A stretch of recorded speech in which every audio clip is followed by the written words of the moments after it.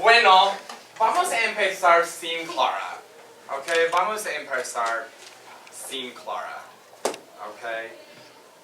Después del almuerzo, aquí estamos, ¿no? Aquí estamos. Por y para, presente de indicativo. Right? So that's what was on our to-do list. Right?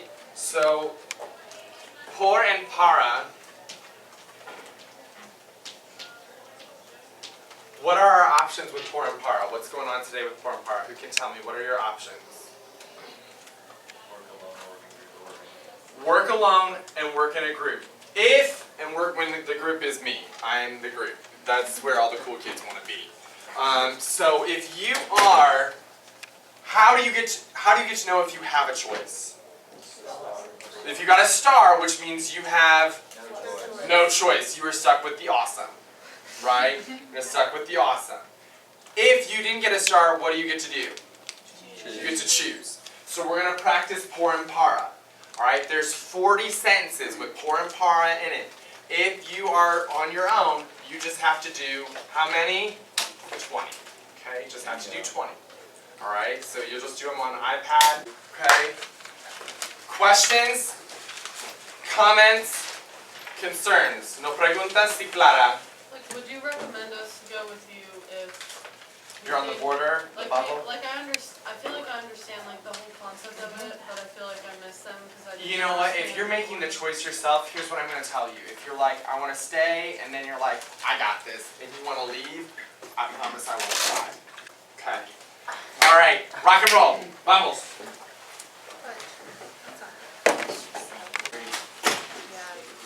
Pepe, why don't you just sit in your seat? Sería más fácil. I like you. I want to be closer to you. I knew it. All right. Sorry, that was really loud. Should we open this notability? Yeah, you probably want to open it in Notability. So, when do we use para? What are our 4 uses of para? Where you're going. Where you're going. What something is for. What something's for. When something is due. A deadline. And the purpose. And a purpose of something. Okay? Then everything else would be por. So we got those 4 reasons for para, and everything else is por. Alright, so let's all look at the one that says por, the prueba de por y para a. Okay, so for that one, what I want you to do, let's go through, we're going to go through each one, and we're going to talk about why we think it's por and why we think it's para, or what's going on, okay? We're going to look at our notes. And I think part of the reason, call me crazy, part of the reason you struggled with this might have been vocabulary. Yeah? Do you think that's what part of it was? Alright, so let's look at them, each of them, and then we'll talk it out. Alright, number 1. Blank. Bailar necesitas música. Alright? So what I want you to do first is just put your gut. Right now, whatever your gut tells you, write it in the blank. What does your gut say?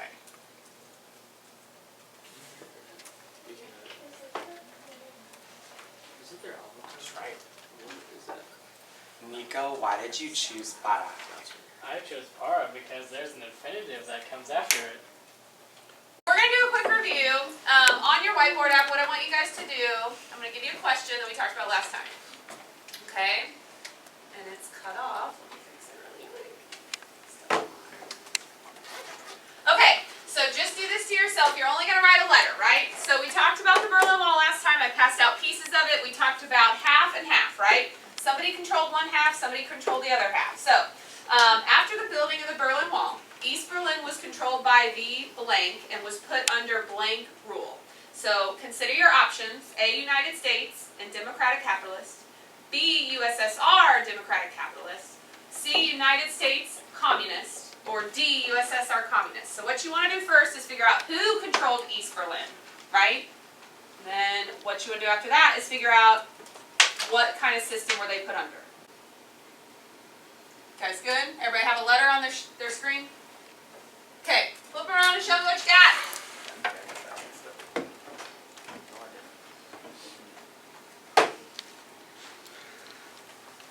Okay, everybody that put D, I want you to stand up and go on this side of the room, and everyone that put A, B, or C, go on this side of the room. Okay, so here's the deal. We're gonna do a little like running at the person from the other side. Wait, which side are you on? You on this side? Yeah. Okay, I want 3 people each to be in a trio from this side. So this side, pick 2 other people that you can be with. We might be uneven here. You got 3, and then perfect. Then you go with Austin and Brennan back there. Alright. That'll be perfect.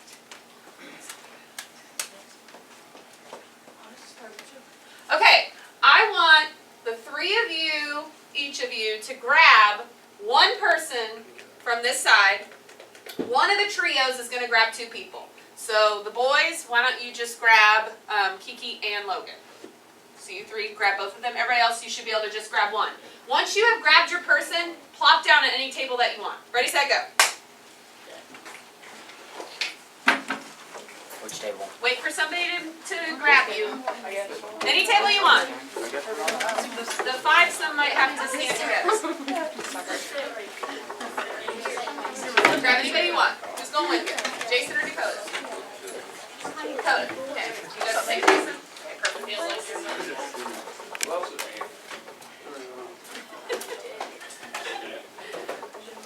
Ooh, different seats. We like this, don't we?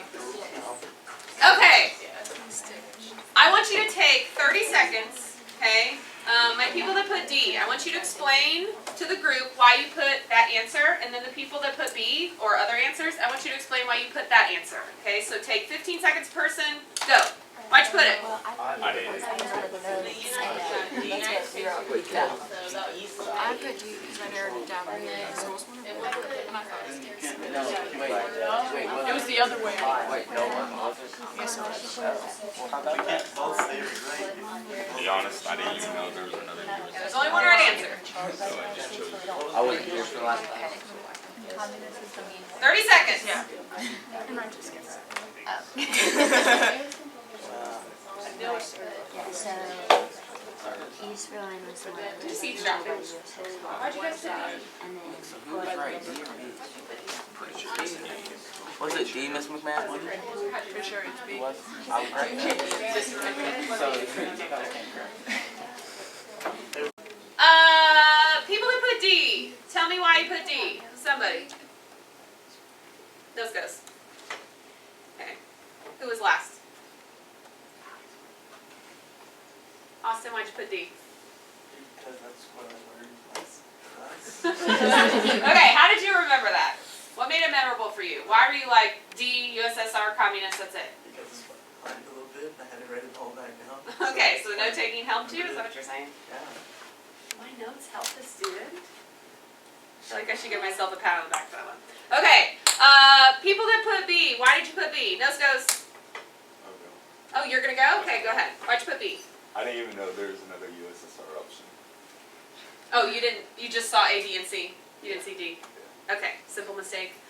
All right, what is the correct answer? I want you to go back to your whiteboard. If you don't have your iPad, go ahead and grab it. Let's see if we can get it the second time around. Now, holding your screen to yourself, to yourself, to yourself.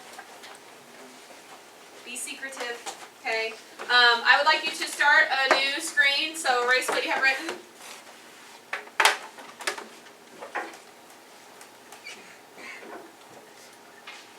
Okay, so let's pretend that this question says West Berlin. Okay, so let's pretend that it says West Berlin.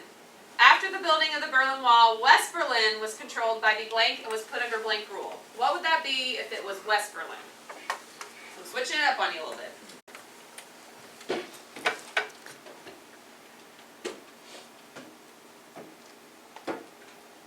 Okay, there's still a lot of confusion on this. All right, let's reteach really quick. Go ahead and go back to your seats. But the pretest is actually going to tie into these first 2 or 3 objectives we have here. Our graphic organizer will be focused on number 2, and then this here at the end will help us do 4 and 5. So that's where we're headed. Why don't you look at the vocab sheet? I'll get your attendance, and then we'll look at our pretest results. some interesting results. This first question: what gives the U.S. government the right to collect taxes? And the correct answer here, it says the U.S. Constitution. That is very general response. The federal income tax actually is, there's nowhere in the Constitution that starts specifically stating that much about taxes. It does say Congress can levy and collect taxes. There was actually a Supreme Court case over the federal income tax, but obviously we know who won that. That's one of the biggest taxes we pay. So 76% of you got that one right. The U.S. Constitution. Now this was one that was interesting. Who pays unemployment taxes? Yeah? It is the employer. Now if you look at your answers, the employer had 15 responses, employees had 14. So you might think, common sense, you think, well, if something happened, I would be the person that collects unemployment, so maybe I have to pay the taxes, and actually it is not true. It is the employers. And so when you think about when employers add employees, their costs are greater than just their salaries.